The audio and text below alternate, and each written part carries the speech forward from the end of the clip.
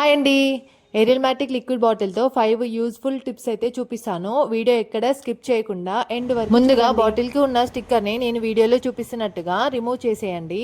Front back stickers ని తీసేశాక bottle అయితే ఇలా నీట్ గా కనిపిస్తుంది. అన్ని టిప్స్ కూడా చాలా యూస్ఫుల్ గా ఉంటాయి. ముందుగా టిప్ నెంబర్ 1, ముందుగా ఒక మార్కర్ తీసుకొని బాటిల్ కింది భాగాన నేను చూపించినట్టుగా మార్కింగ్ అయితే చేసుకోవాలి. మనం కొంచెం బాటిల్ కి షేప్ ఉన్న ప్రకారమే మార్క్ చేసుకుంటాము. కాకపోతే అటు సైడ్ ఇటు సైడ్ కరెక్ట్ గా మార్క్ చేసుకుంటే సరిపోతుంది. ఇలా మార్క్ చేసుకున్న దాన్ని మళ్ళీ ఒకసారి చెక్ చేసుకొని కరెక్ట్ గా ఉందా లేదా చెక్ చేసుకొని మీ దగ్గర ఉండే షార్ప్ నైఫ్ తోటి కట్ చేయడం అయితే స్టార్ట్ చేయండి. మనం ముందుగా మార్క్ చేసిన దాని మీద నుంచి నీట్గా కట్ చేయడం పూర్తయ్యాక మనకి బాటిల్ నుండి ఒక పార్ట్ అయితే సపరేట్ అవుతుంది. ఆ పార్ట్ ఎడ్జెస్ ఏమైనా షార్ప్గా ఉంటే షార్ప్గా లేకుండా నీట్గా కట్ చేసి పెట్టుకోవాలి. ఆ తర్వాత కట్ చేసిన పార్ట్కి మిడిల్లో నేను చూపించినట్టుగా రంధ్రాలు అయితే చేసి పెట్టుకోవాలి.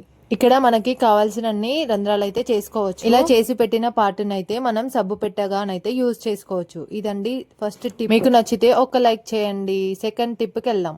సెకండ్ టిప్లో మిగిలిన పార్ట్లో పై భాగాన ఉన్న చిన్న బాటిల్ని విప్పేసి దానికి మన దగ్గర ఉన్న ఏదన్నా క్యాప్ని పెట్టేస్తే మనం దానిని చిన్న కంటైనర్ లాగా యూజ్ చేసుకోవచ్చు.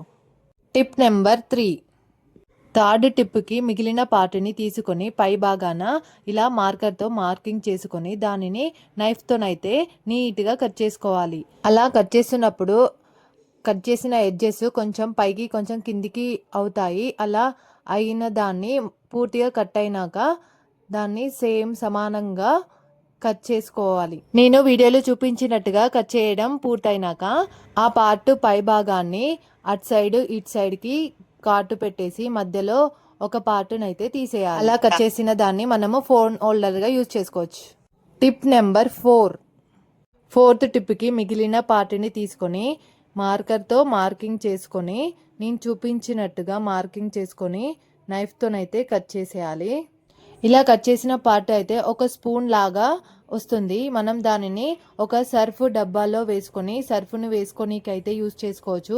అలాగే పిండి డబ్బాలో కూడా స్టోర్ చేసుకోవచ్చు. మనం తక్కువ క్వాంటిటీ పిండి తీసుకునేటప్పుడు ఇలాంటి స్పూన్ అయితే మనకి మంచిగా యూజ్ అవుతుంది. నేనైతే ఇక్కడ ఆ స్పూన్కి ఒక స్క్రబ్ యాడ్ చేసి సింక్ని క్లీన్ చేసుకునేలాగా అలాగే టైల్స్ని కూడా క్లీన్ చేసుకునేలాగానైతే చూపించాను.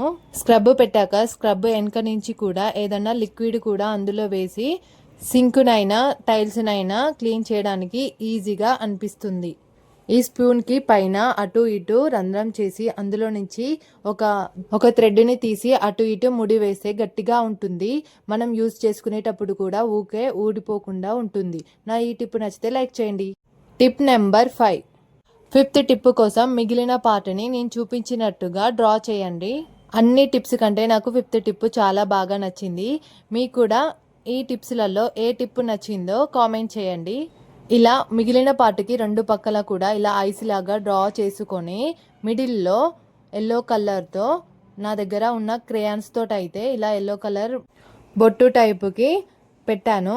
అలాగే మిడిల్లో రెడ్ కలర్ కోసం నేను ఇక్కడ నెయిల్ పాలిష్ అయితే యూజ్ చేశాను. మీ దగ్గర ఉన్న కలర్స్ తోటి అయితే మీరు ఇలా డిజైన్ అయితే చేసుకోండి. ఇలా రెడ్ కలర్ తోటి అయితే కిందన ఇలా డాట్స్లా ఇలా డిజైన్ అయితే చేసుకున్నాను. ఫైనల్గా ఈ పార్ట్ అయితే వినాయకుని టైప్ అయితే కనిపిస్తుంటుంది.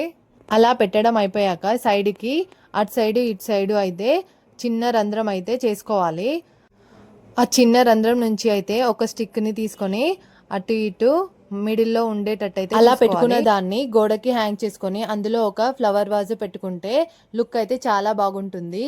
మనం ఇంట్లోకి రాగానే కనిపించేలాగా ఇలా డోర్ దగ్గరనైతే పెట్టుకుంటే ఇంకా చూడడానికైతే చాలా బాగుంటుంది. నా ఈ 5 టిప్స్లో ఏ టిప్ నచ్చిందో కామెంట్ చేయండి. నా ఈ వీడియో మీకు యూస్ఫుల్ అనిపిస్తే ప్లీజ్ సబ్స్క్రైబ్ చేసుకోండి. ఇలాంటి మరిన్ని యూస్ఫుల్ వీడియోస్తో మీ ముందుకు వస్తాను. ఈ వీడియో అందరికీ యూస్ఫుల్ అయ్యేలాగా ప్లీజ్ షేర్ చేయండి, లైక్ చేయండి, కామెంట్ చేయండి. నా ఈ వీడియో చూస్తూ సబ్స్క్రైబ్ చేసుకొని వాళ్ళు ప్లీజ్ సబ్స్క్రైబ్ చేసుకోండి. Thank you for watching. Bye friends.